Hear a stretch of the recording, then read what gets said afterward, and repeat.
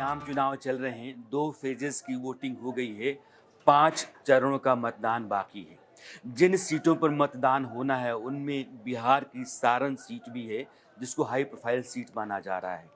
यहाँ से पूर्व केंद्रीय मंत्री राजीव प्रताप रूडी बीजेपी के उम्मीदवार हैं और आरजेडी ने लालू प्रसाद यादव की बेटी रोहिणी आचार्य को मैदान में उतार रखा है। राजीव प्रताप रूडी यहाँ से 4 बार संसद पहुँच चुके हैं और पिछली 2 दफ़ा वो लगातार जीत चुके हैं और इस बार अगर जीतते हैं तो हैट्रिक हो सकती है। लालू प्रसाद यादव ने अपनी संसदीय यात्रा इसी सीट से शुरू की थी 1977 में और वे चाहते हैं कि रोहिणी आचार्य जो उनकी बेटी हैं, वो भी पहली बार संसद सारण की सीट से पहुंचे। इसलिए मुकाबला कांटे का माना जा रहा है। हमारे साथ अभी राजीव प्रताप रूडी हैं। रूडी जी, आपका बहुत बहुत स्वागत है। नमस्कार। नमस्कार, नमस्कार। कहा यह जा रहा है कि रोहिणी आचार्य जो आपके मुकाबले में हैं, उनके सोशल मीडिया को आप देखें, उनके हैंडल्स को देखें तो एक कोट लिखती हैं और वो कहती हैं कि जिसने सारण के विकास को रोका, उसको नहीं देना है मौका। ये इशारा आपकी तरफ है। नहीं, पता नहीं हम तो यहाँ पिछले 38 वर्षों से राजनीति कर रहे हैं। ये मेरा गांव है जहाँ से आप कनेक्टेड हैं। गांव का नाम अमनौर है, प्रखंड का नाम अमनौर है, थाना अमनौर है और पंचायत अमनौर हरनारायण है। तो ये मेरा एड्रेस है और ज़िला में किसी से भी पूछेंगे, चाहे गरीब हो या अमीर हो, पत्रकार हो, तो उनको पता है कि राजीव प्रताप रूडी का पता क्या है। और जो 5-10 दिन पहले क्षेत्र में आया हो और जिसका क्षेत्र में ऐसे भी पता नहीं था और वैसे भी पोस्टल पता नहीं हो, उन्हें कैसे पता चल गया कि इस क्षेत्र में विकास हुआ है कि नहीं। और आश्चर्य है कि तो हमने सोचा कि एक आप पत्रकारों ने हमारे लिए थोड़ा संकट उत्पन्न कर दिया कि जो 10 दिन के राजनीति में व्यक्ति आया है, उससे 30 साल के राजनीतिक से सवाल पूछने लगे हैं। तो मैंने कहा कि भाई रोज़ रोज़ आपके सवालों का उत्तर कि विकास हुआ है नहीं हुआ है, रूडी जी कैसे हैं नहीं कहें कैसे हैं, तो एक तरफ मैंने एक पर्चा छपवा दिया। और मुझे विश्वास है कि आप पत्रकार लोग भी खूब अच्छा एडिटिंग करते हैं, पढ़ते हैं और सब लोग पढ़े लिखे हैं और हमसे सब लोग बेटर हैं, क्योंकि सवाल पूछने वाला हमेशा ज़्यादा उत्तर देने वाले से ज़्यादा पढ़ा लिखा और ज़्यादा समझदार होता है। उसी प्रकार से विपक्ष में भी जो लोग हमसे ज़्यादा समझदार हैं, पढ़े लिखे हैं, कामयाब हैं या कामयाबी के उस शिखर पर जा चुके हैं, वो भी सवाल उठाए तो प्रत्याशी को देना ही पड़ता है। और इसीलिए हमने एक पत्रक छपवाया है और अगर आपके टेलीविज़न पर दिखे, और ये जल्दी में है, तो इसमें एक एक काम जो कार्यान्वित हो चुका है, जो कार्यान्वयन के क्रम में है और जो प्रस्तावित है, जिसका डीपीआर तैयार है, तो ये है 33,000 करोड़ का। बाकी और पाइपलाइन में बहुत सारी चीज़ें हैं, हवाई अड्डा है, स्टेडियम है, वो अलग है। तो जो पढ़ ले सकते हैं, अब पता नहीं हमारे विपक्ष के लोग पढ़ना लिखना पसंद करते हैं या पढ़ना लिखने पर विश्वास करते हैं, है कि नहीं। तो ये कागज, अब आप ये भी सवाल उठा सकते हैं कि हम कैसे मान ले सही है। तो भाई चुनाव है, चुनाव में कोई झूठ तो बोल नहीं सकता है, बोलना भी नहीं चाहिए, और चुनाव में गलत आरोप भी नहीं लगाना चाहिए, उस पर भी केस हो जाता है। तो ये पत्रक प्रकाशित है, इसको मंगा करके अगर एक भी चीज़ गलत लगे तो चुनाव आयोग में शिकायत लगाना चाहिए कि राजीव प्रताप रूडी जी गलत कह रहे हैं। तो ये सब आज के बाद ये सवाल आप नहीं पूछेंगे, ये पत्रक पढ़ाकर उनसे पूछेंगे कि सच है कि झूठ है। और इसीलिए मैंने पत्रक आज सबसे पहले निकाल लिया अपने कार्यकर्ताओं कह के कि ये सवाल वहीं ख़त्म कर दीजिए। और ये 33,000 करोड़ पूरे भारत में, क्या मतलब बिहार में तो कहीं नहीं, पूरे भारत में शायद कोई ऐसा जिला होगा जिसमें इतना निवेश आ रहा होगा। अगर आपकी बात मैं मानूं कि सारण में उतना विकास हुआ है जितना देश के शायद ही किसी और ज़िले में हुआ है, तो आपने जो फहरिस्त मुझे दी और जो आपकी ओपोनेंट रोहिणी आचार्य हैं, वो जो कह रही हैं कि यह जो कहना कि एनआरआई बेटी, बाहर की आई बेटी, किडनी दे करके टिकट लेने वाली बेटी, ये इसलिए कहा जा रहा है क्योंकि बीजेपी के पास मुद्दे नहीं हैं। वाजिब ज़रूरी मुद्दों पर लड़ाई नहीं हो रही है और ना बीजेपी लड़ना चाहती। देखिए, एक तो बात, आपके सवाल बहुत अच्छे हैं राणा जी, और ये सवाल इसलिए अच्छे हैं कि एक तरफ जिस व्यक्ति को आप प्रत्याशी कह रहे हैं, दरअसल वो प्रत्याशी है नहीं, वो तो एक मुखौटा है। और दरअसल सारण के लोग इस बात को अच्छी तरह से जानते हैं कि ये लड़ाई लालू प्रसाद यादव जी से है, ये राष्ट्रीय जनता दल से है। तो मुझे लगता है कि इसमें कोई कंफ्यूजन नहीं होना चाहिए कि एक मुखौटा है जिससे आप चुनाव की बात कर रहे हैं। तो इसलिए और एक बात कि कुछ भी चीजें हो अपने अपने रखने का तर्क अलग होता है। मैंने तो आज तक इस तरह का कोई बयान नहीं दिया, जबकि प्रतिद्वंदी ने कुछ ऐसे शब्दों का उपयोग किया है, पता नहीं हमको स्मरण आ रहा है। एक बार राजीव प्रताप रूडी को कहा कि इससे बड़ा बेवकूफ़ कोई नहीं हो सकता मैं उतना पढ़ा लिखा नहीं हूँ, उतना समझदार नहीं हूँ, 5 दिन पहले क्षेत्र में आने वाला मुझे बेवकूफ़ कहते। फिर भी हमने कहा बच्चों से गलती होती रहती है, गर्मी बहुत ज़्यादा है, 42-43, इसमें बेचैनी हो जाती है, व्याकुलता हो जाती है, हमने इस पर नहीं किया। फिर उन्होंने किसी दिन एक दिन कुछ बयान में कह दिया कि पड़ोसी मेरे प्रदेश अध्यक्ष पड़ोसी के बच्चे हैं तुम्हारे। अब अगर आप इस तरह से चूकिएगा तो प्रहार तो सामना करना ही पड़ेगा, और सबका शब्द एक जैसा नहीं होता, राजीव प्रताप रूडी जी जैसा नहीं होगा। तो फिर आप अपने आप ही प्रमाणित कर रहे हैं कि मैं गलतियों पर गलती हम करते जा रहे हैं।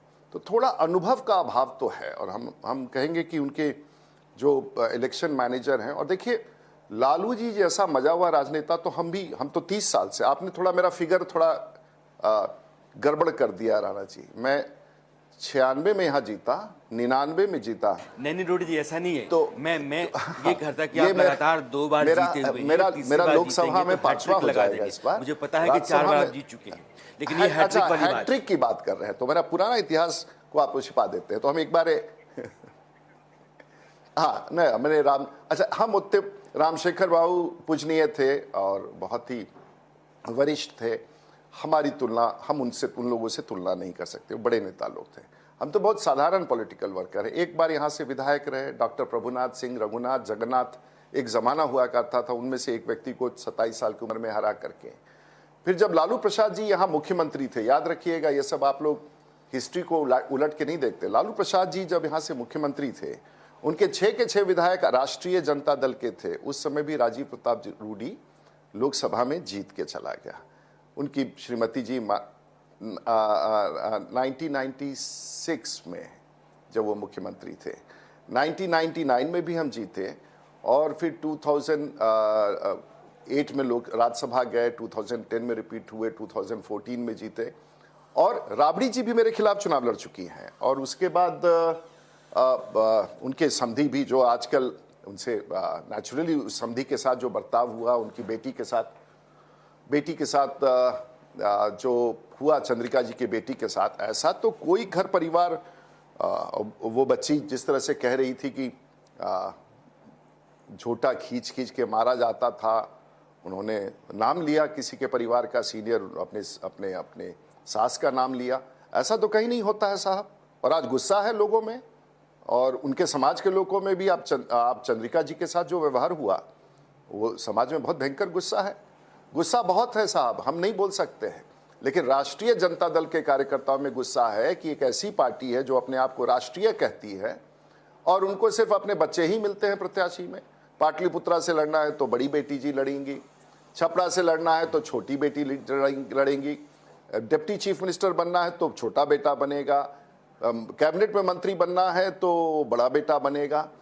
तो ऐसे नहीं चलता है, वो राष्ट्रीय जनता दल है। और हास्य का विषय ये है राणा जी, सबसे बड़ा हंसी का विषय है कि राष्ट्रीय जनता दल, जिसका एक भी सांसद बिहार में नहीं है, एक भी लोकसभा, वो राष्ट्रीय जनता दल हो गए। और राष्ट्रीय क्षेत्रीय पार्टी का भी जिसका स्थिति नहीं हो, वो राष्ट्रीय मैनिफेस्टो जारी करता है। तो ये सब हास्यास्पद स्थिति है। और छपड़ा में आप लोग हमसे इतना सवाल पूछते हैं, हमको तो समझ में नहीं आता है कि हॉट सीट बना करके, हॉट सीट है, हमको समझ में नहीं आता ये हॉट सीट क्या होता है। हम तो यहाँ से लगातार चुनाव लड़ते रहते हैं, हॉट सीट तो उनके लिए है जो कल परसों आए हैं। आप लालू प्रसाद यादव के परिवार को लेकर के आए हैं। हालांकि प्रधानमंत्री नरेंद्र मोदी वंशवाद और भ्रष्टाचार को जोड़ करके लगातार अपना कैंपेन चलाते रहे हैं, लेकिन तेजस्वी यादव जो आरजेडी की कमान संभाले हुए हैं, वो ये कहते हैं कि पिछली 2 दफ़ा में जो स्थितियाँ रही हैं, वो इस बात का इशारा करने लगे हैं कि बीजेपी को अंदाज़ा हो गया है कि हाथ से बाजी निकल रही है और प्रधानमंत्री अब 400 पार का नारा नहीं लगा रहे हैं। तो अपना बताएं ना कि अपना फिगर कितना है। लड़ रहे हैं 18 से 22 सीट पर, और बात कर रहे हैं जो देश में 543 सीटों पर चुनाव लड़ रहा है एनडीए का। अपना फिगर बताए ना, हमारे फिगर के लिए क्या जिक्र करते हैं? हम तो दो टर्म से हमारे प्रधानमंत्री जी हैं और तीसरे टर्म बढ़ रहे हैं। आप अपना बेचैनी है। बिहार में आप कितना जीतिएगा सोना बताइए, छपरा जीतिएगा क्या? जनता आपके लोग आपके खिलाफ हैं वहां। तो आप जब अपने अब बताइए, अब हमको तकलीफ होगा कि नहीं? हम भी तो बहुत सेंसिटिव आदमी हैं। अब लालू जी इस गर्मी में पटना का कंफर्ट छोड़ करके छपरा में गिरे हुए हैं, उनकी तबीयत ठीक नहीं है। बच्चों को ध्यान देना चाहिए।